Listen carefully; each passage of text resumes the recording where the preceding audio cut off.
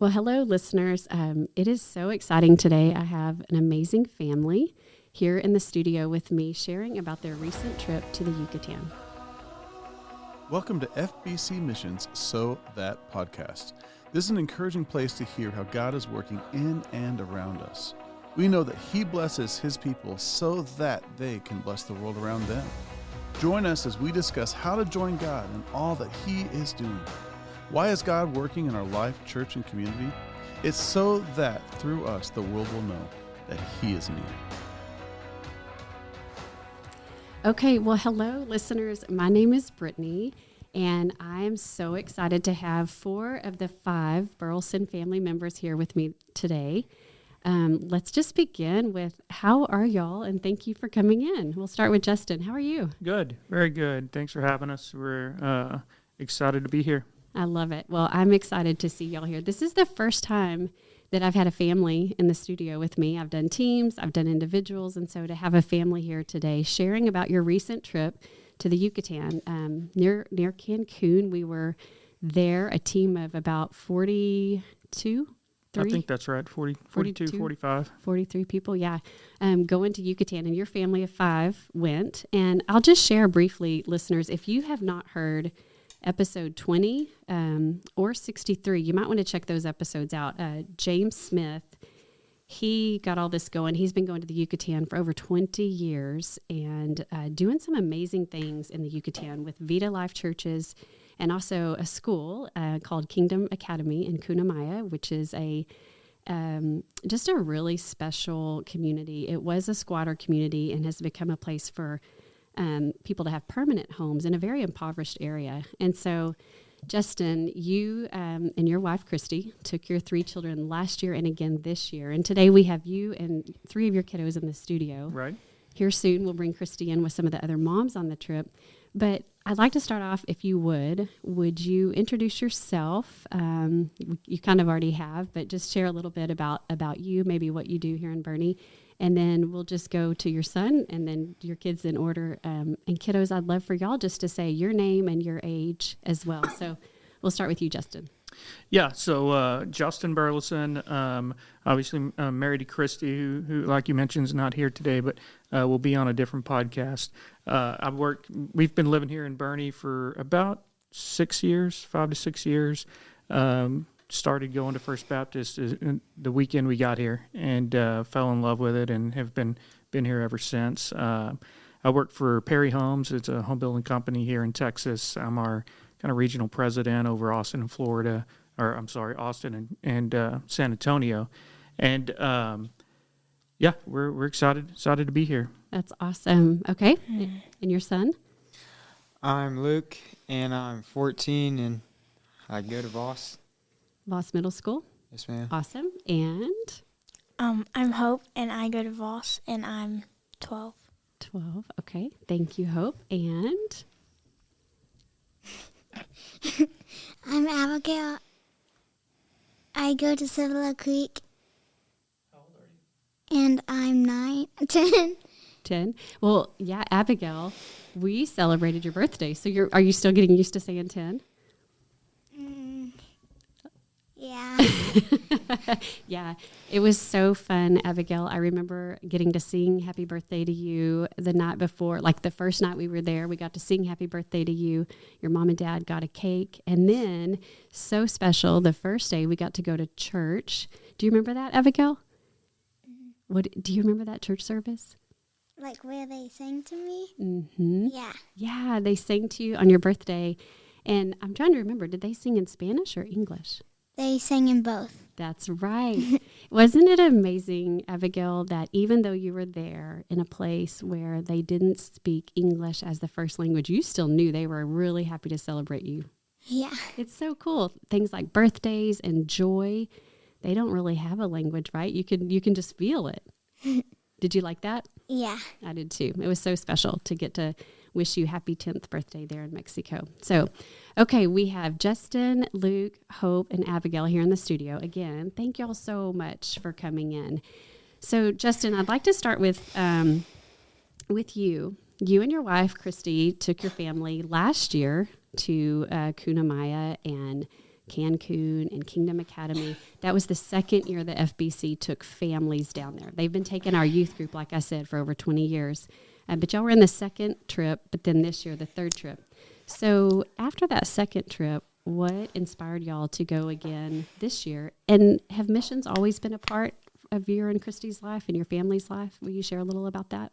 Sure. So in my life prior to meeting Christy, I went on several mission trips as I was growing up and going through kind of my youth group, and Christy did the same as well. But we both coached when we were first married. We were both coaches, and for those that don't know what coaching's like, that's your life. It's year round. So we didn't really get a chance to go on mission trips with the church we were at prior to us kind of coming here and me getting into this different profession. And then Christy and the kids went on several to the Dominican Republic through First Baptist Boerne. Prior to this one, I wasn't able to with work. And this one just kind of worked out last year, being over spring break, to where we were able to make it work as a family. And the neat thing was just the kids, especially, and Christy, have been really just all in at the church. I mean, Wednesdays start a little earlier than my work finishes, but they just really have gotten involved in it in a lot of ways, and seeing how it affected them going to the DR was something I wanted to kind of get involved in too. And when this opportunity presented itself for the family mission trip, we kind of jumped in and loved it. You know what it did for our family, just seeing them growing through the week last year and even this year. Us getting to know other families in the church, I think, is probably the biggest thing that was impactful for me personally. Outside of the people that work at the church, I feel like Christy's kind of the mayor, and the kids, walking around here, everybody comes up and talks to them. You get random people coming up and hugging, Hope and Abigail all the time, and I'm sitting here like, who are these people? Right. Who's hugging my 9-year-old daughter, 10 now, I guess.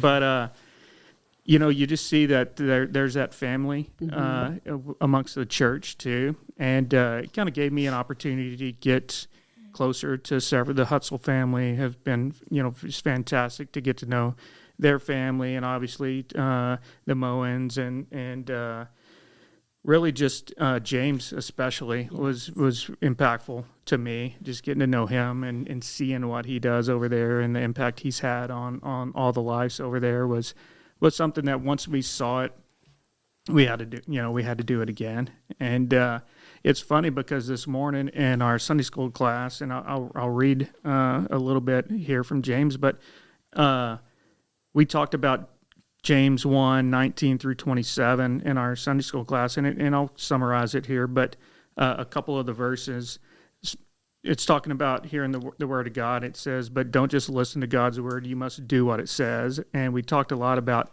not just being a listener, but being a doer and actually stepping out in your faith and going.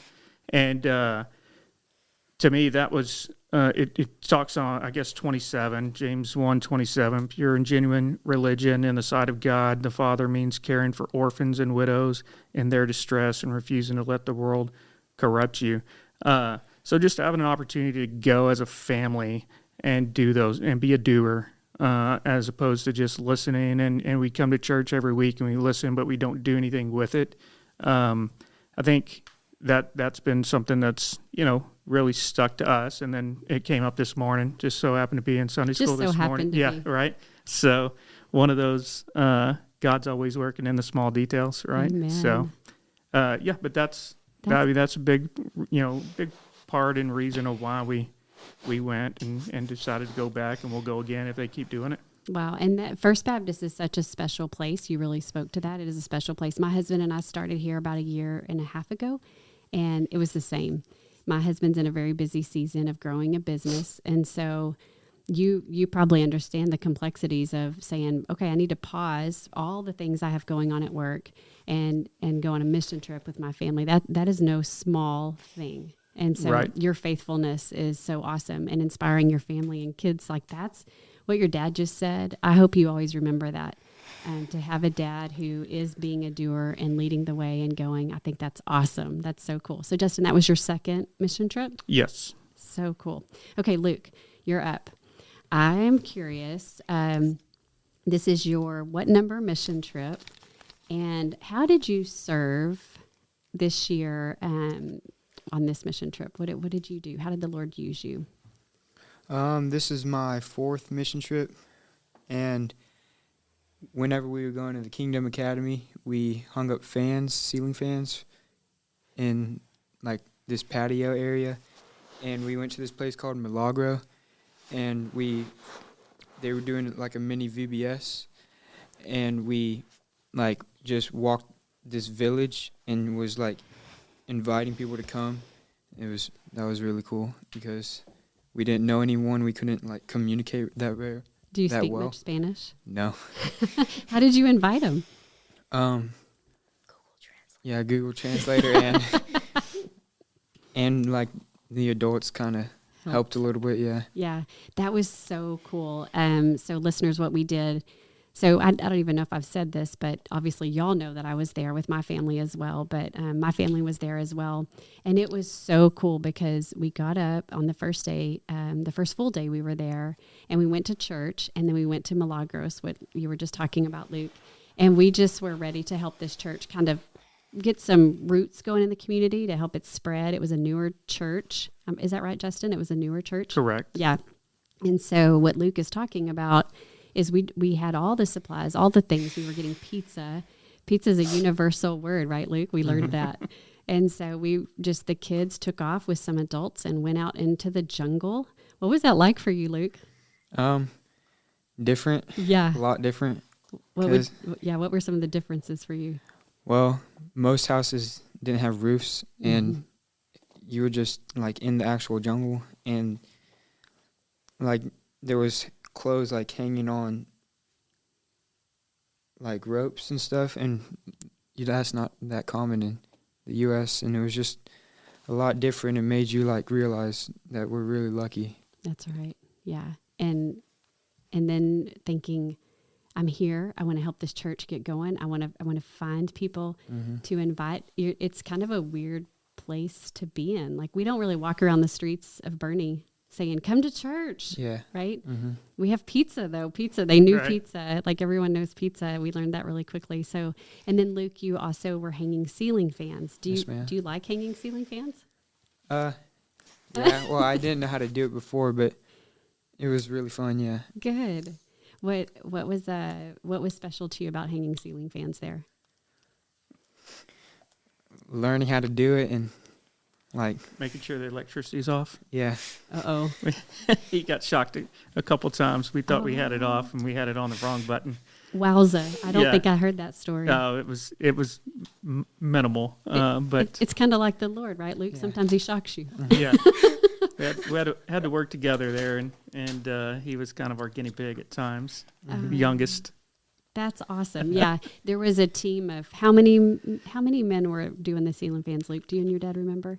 5, 6. It was 5 or 6. And y'all hung a lot of ceiling fans. Do you know how many? 11. 12.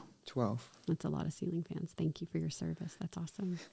Yeah, it was the running the electrical and everything too. I think that was the hard part. Just they do things differently in Mexico than we do in the United States, and that even running electrical is completely different. And trying to understand which wires were hot and which ones weren't, and trying to figure that out took a while. But I guess all 3 days we worked on them. Wow, that's awesome. It was neat seeing because I knew the first day was a struggle. I remember popping in ever so often while I was painting and popping in and checking on y'all, and there was definite obstacles. Well, we wouldn't have got it done without Dwight, so he kind of led the way.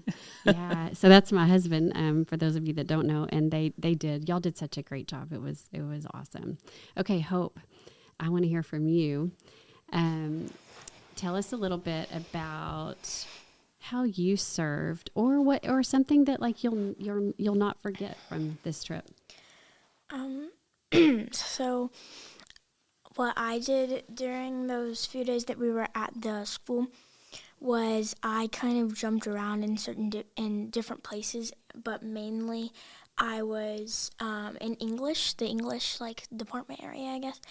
And it was so exciting to see how they like worked so hard to get something they just worked so hard, and I didn't really understand why, because we don't really I don't take Spanish obviously because I'm only in 6th grade and that's not an option, but they're really young and they already are learning different languages, and it was really cool to see how they were I don't know, they were just laughing, but they were you could tell they were getting better at it. Wow. And yeah. So are you saying that you not only saw their joy for learning, but you also saw their perseverance, how they just were really trying and wanting to get it? Is that what you're saying? Yeah. And do you know the youngest student, the age that you were teaching? I think his name was Ian. Okay. He was I think he was 5. I think you're right. I remember him. He was so cute. Yeah. Yeah, and he was ready and eager to learn. And I remember he was last year he came to that VBS after the school days. He came and he was in my group, and I had the youngest group, so I think he's pretty how young. Neat. So you met him last year, and then you got to see him again this year. Yeah, but he wasn't in the school last year. So okay. Yeah. So he was new to the school this year. Yeah. I bet that was neat for you to see that he had now had an opportunity to get into the school. Yeah. Because I don't know as much as y'all do. This was just my first time to go. But from what I understand, and Justin, you can speak to this, it's a big deal to be able to get into the school.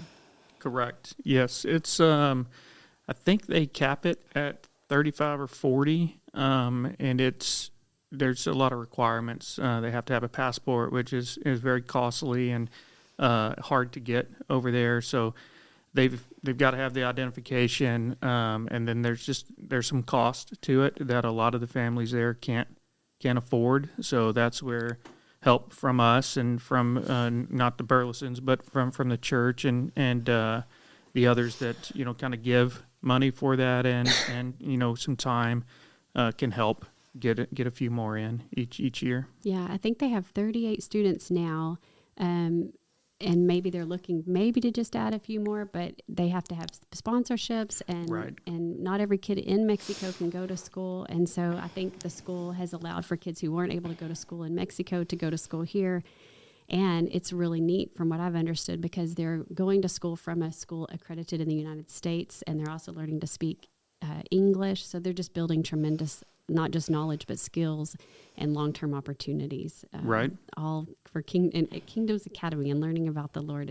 It's a special, special place. So. Yeah, and I think they need a birth certificate, whatever. I think you're right. Hope, yeah. Birth certificate. And that's not common there. Yeah. That's so cool, Hope. I think about the fact that you're learning these things, and even Luke, what you just said about the things that we might take for granted, like a birth certificate or having a ceiling on our home, or like a way to wash our clothes, not just a clothesline. I mean, some of those things are pretty amazing. So, and Hope, how many mission trips have you been on? 4. This is your 4th. So 2 to the Dominican Republic? Yeah. And then 2 to Mexico. Mm-hmm. And the same for you, Luke, that your other 2, you had gone to the Dominican twice and then Mexico. Ma'am. That's amazing. Okay, Miss Abigail. I would love to hear from you. Will you share with me what you, tell me about a friend that you made this year at Kingdom Academy, perhaps with a friend from last year too, but will you tell me about one of your friendships with one of the school kids from Kingdom Academy? I had a friend named Emily, and we went to her house, and we got her presents, and she just liked stuff. And then one present, she said her favorite color was black, and then all the stuff was pink. But then my mom was like, "Oh," and then right when we were about to leave, she changed her mind and said, "Now my favorite color is purple."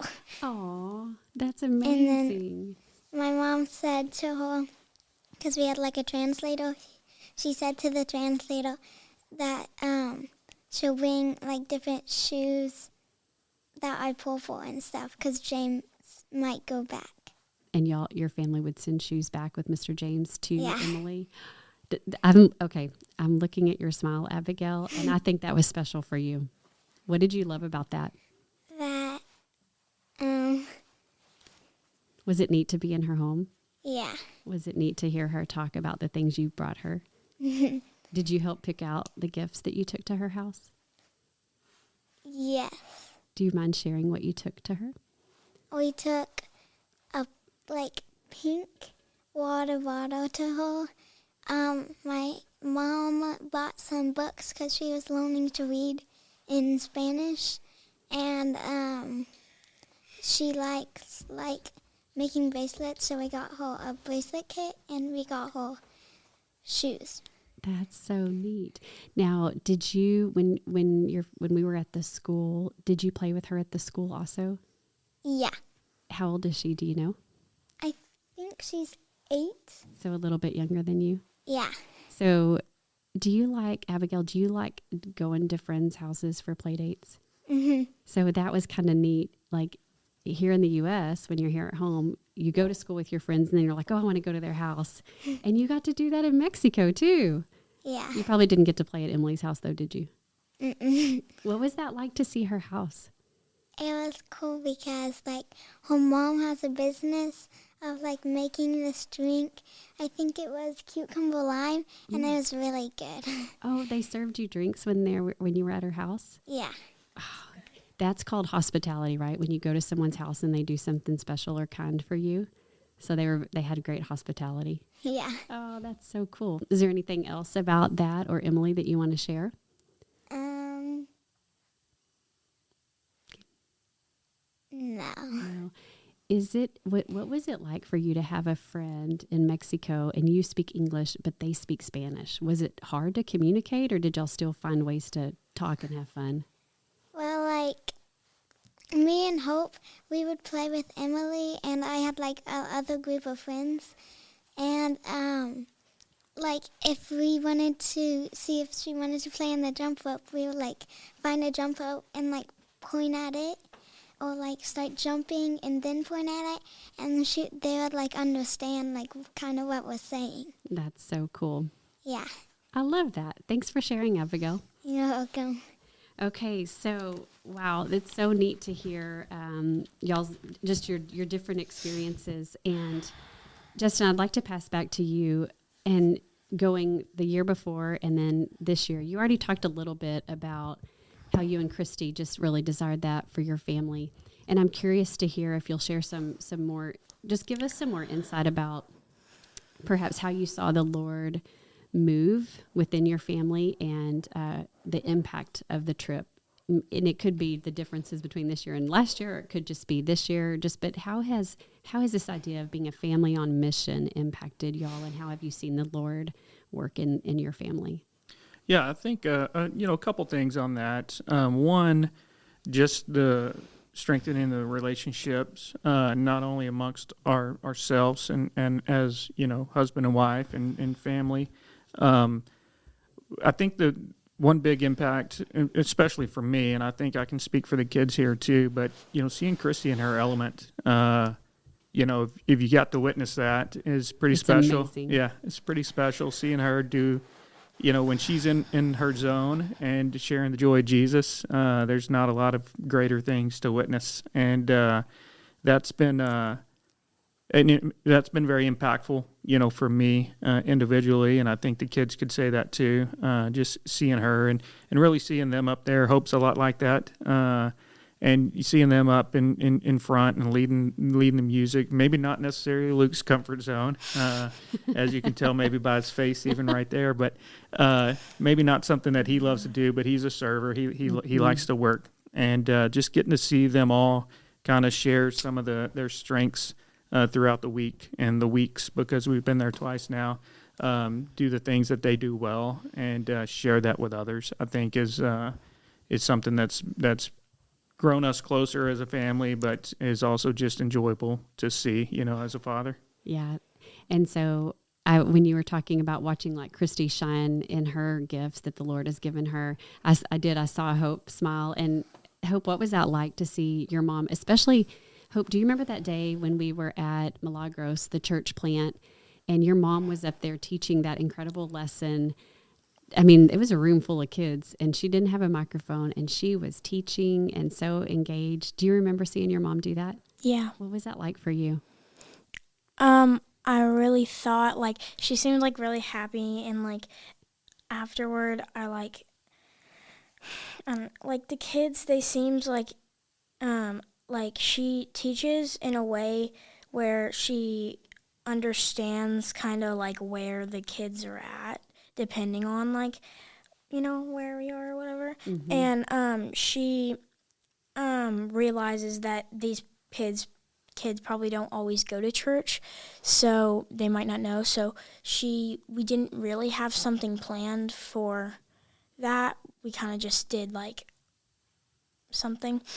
And she taught a really good lesson, and it was very good to see her in her element because she inspires me to, like, do that. And, like, when we're at places, she, like, shows me, like, I can, like, we can do things, we can do anything through Jesus and stuff like that.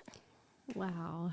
Hope, that is so cool that you got to see your mom adapt in a situation and just be there in service of the people she was there to serve. Like you said, she kind of didn't necessarily make it up. She had a plan, but she was adapting and doing what needed to be done to serve them in the moment, and it was inspiring to you. Yeah. That's so cool. Do you think mission trips are just like what do you think about mission trips?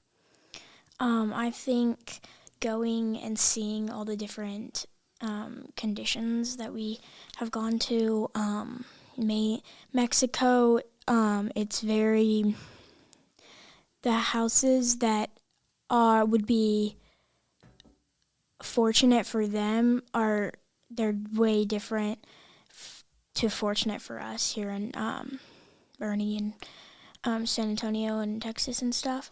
And it's just sad, I guess, to see all that. But then when we go to the church or go to the school or we went to Milagros this year, it was exciting to see how excited they were just to be with us because we're different than them. And it's really exciting to just see all those smiles, and they get really happy when we show up, and when we just give them something simple, maybe like a bracelet or like a trinket or something like that, and they just get really happy, and it's exciting to see that. It's amazing how us going and showing up, like you said, with something like, Abigail shared a pink water bottle or a bracelet. Yeah.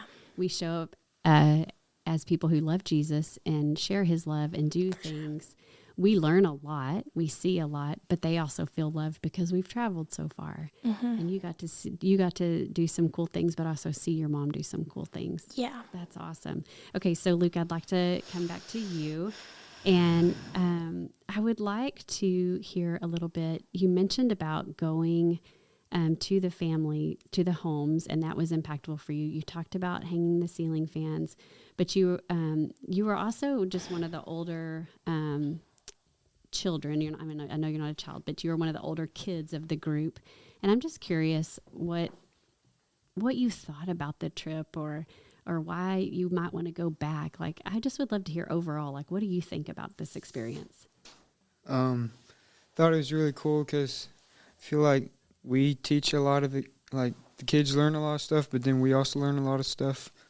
Like, we also like build relationships and stuff, and you make a lot of friends, and you get to see those houses and learn what like privileges we have that we may not necessarily like think about all the time. Like clean water, we can't drink the water in Mexico because it has like bad things in it. We don't want to get sick. And like just the relationships you can build with the kids, and they may not even know English, but just talking to them, and like you can play soccer with them, and they're just excited for you to be there, and they're like, and then once you build that relationship, like I recognized so many of the kids from last year, and I got to like continue becoming better friends with them, and they remembered me from last year, and so that's why I would want to go back.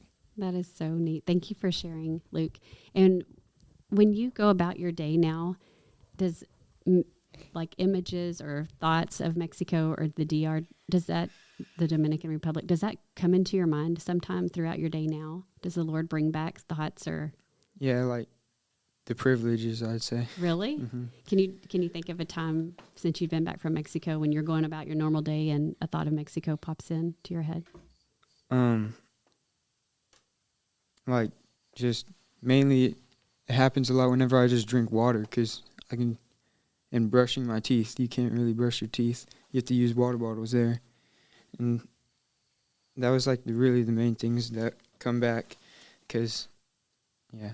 Yeah, that's really neat. I think too of the living water. Jesus is the living water, and we're going and we're pouring out things, but they're also pouring out things to us. And something as simple as water just helps us to remember what we're there for. But also when we come back, it's like, oh, wow, we have amazing things, and it just takes you back to where you were and helps you to remember and what a privilege it is to go and serve. So that's awesome.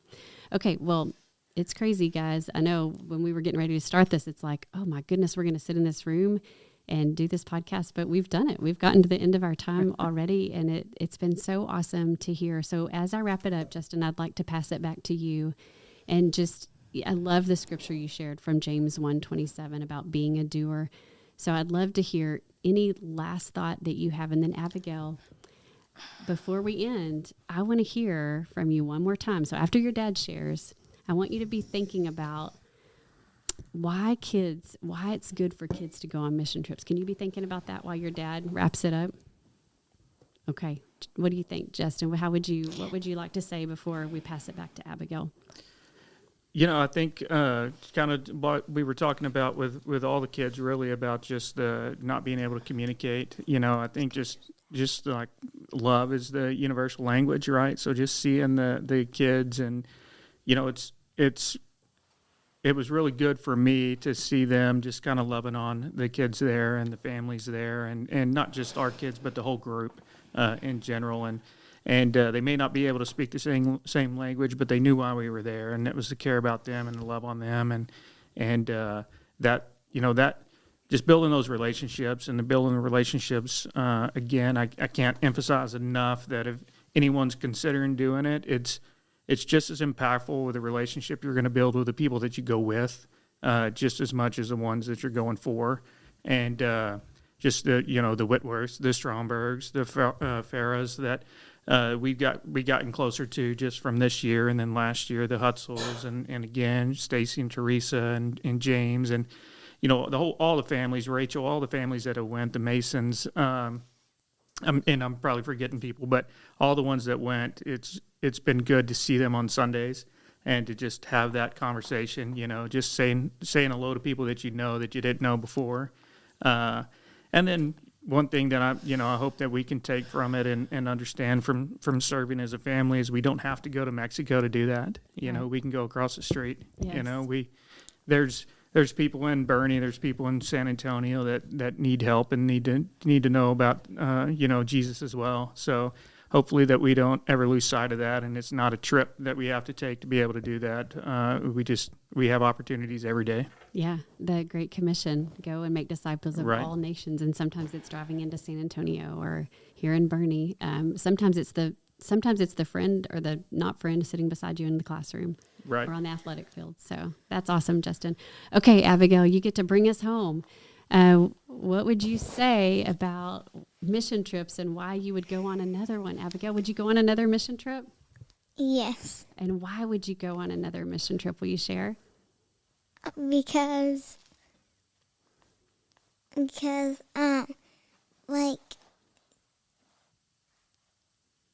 anything you want to share. It doesn't even have to be that. What were you thinking about? Because you can make more friends, and you can make memories. That's awesome. Well done. Well done. Hope or Luke, anything you wanted to add before we stop? I would go again because sharing the love of Jesus is really fun to do there, but just to do anywhere, and it's inspiring when we go there, and just coming back from that trip, it just makes you see again, how, like Luke said, how privileged we are, and like how we live and how they live. It's just different, and I feel like it's important to know that we're privileged. I love that. We're privileged in knowing Jesus. There's people in the world that don't know him. We're privileged to go and share. And I just have to say, I feel privileged to know the Burlesons. I'm so grateful that our family got to serve alongside y'all. And I just really thank you for your service. Thank you, Justin, for taking off work and taking your family and being faithful to that. That's a big deal. And Luke and Hope and Abigail, well done. Your mom's going to come in the studio here soon as well and share about her trip with a couple of other moms that went on the trip. But for y'all to take time today and come and share your story, you know, listeners, if you are considering, you heard Justin say it, you heard Hope say it, you heard Abigail and Luke say it, it's an opportunity, but it's also a privilege to go and serve all in the name of the Lord. So well done. Thank you. What a great time we had in Yucatan. Great memories. And anything else, Justin? No, ma'am. Okay. Thank you for your time today. Absolutely. Thank y'all for coming in. And yeah, listeners, if you have any questions, feel free to reach out to anyone here at the church in the missions department, or even in the kids building, Miss Teresa or Miss Stacy, and they would be happy to share with you more. From everything I have come to understand, this is a trip that'll keep going. Our church has built a great relationship with the folks with YWAM, Vita Life Churches, Kingdom Academy, and our church supports them quite a bit. It is a neat thing, and it is definitely helping make disciples. So thank y'all so much, and everyone have a great day. We are so thankful that you joined our podcast today. We would love to hear any feedback you may have for us. Remember, Psalm 67 says, "May God be gracious to us and bless us, and make his face shine on us, so that your ways may be known on earth and your salvation among all nations." Don't forget why the Lord blesses us.